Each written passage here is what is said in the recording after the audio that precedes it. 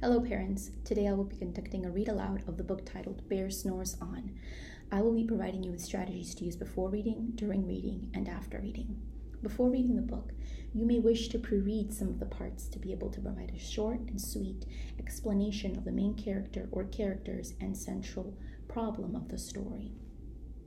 You may wish to also use the illustrations on the front cover of the book and or back to be able to guide your predictions and what will happen.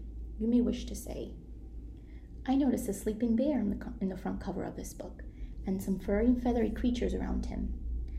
I wonder why the bear is the only one sleeping and the other animals are awake. I think he might be hibernating. Another good strategy to use with your child includes actually looking at the pictures inside of the book to guide your predictions, and this is called a picture walk. As you read, make sure to highlight key vocabulary words and or phrases that you think your child may not yet know. You can embed short and child-friendly definitions into your reading of the book, or you may wish to use illustrations to define key terms in the text, as well as use dramatic gestures or voice. For example, when defining lair in this front page, you may wish to simply point to the cave and or lair where the bear is sleeping. On this next page, when you read that the mouse pitter-pats, you may just simply tap the page to signify what pitter-pat means. Near the end of the book, when the bear wakes up and gnarls, you may just twist your face like this to resemble a twisting face in the form of a gnarl. To engage and promote analytical thinking in your child, consider commenting on predictions about what may come next or what the characters are feeling and or thinking. You may also ask a question at this time that your child may not necessarily have to answer. This is called thinking aloud. You may say, after the mouse has lit a fire, I predict that the burning wood will wake up the bear. After reading that the bear does not wake up, you may acknowledge that your prediction was incorrect and that is okay, that's what readers do. We make predictions and they don't necessarily have to be correct.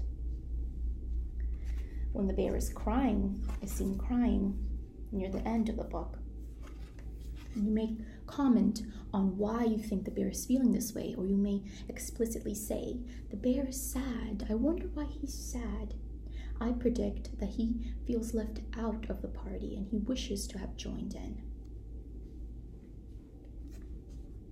Finally, after reading the book, you may conclude with asking questions that go beyond the text and book itself. Ask these why questions that require a child to make inferences about and explain several story elements. For example, why weren't the animals afraid to enter the sleeping bear's cave? If I were a forest animal, I would be terrified if I were to see a big sleeping bear in a cave. I would not enter that cave.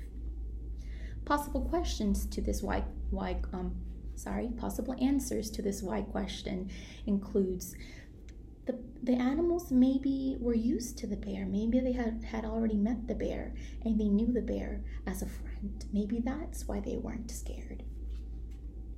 Another why question includes, why do you think the bear can't sleep anymore towards the end? We read that all the animals were sleeping except the bear. Possible answers to this question include that maybe it's springtime, maybe the bear doesn't need to sleep anymore. This answer will potentially engage into the concept of hibernation or lead into the concept of hibernation, and that is okay. It is also important to consider asking questions that your child can relate to, or questions that your child can put himself or herself in the shoes of the character. For example, you may ask, how would you have felt if someone entered your room while you were sleeping and threw a party without you? This concludes our session on read-alouds that can be implemented in the comfort and safety of your home. Remember, grab a comfy pillow, cuddle up with your child, and read a good book. Thank you.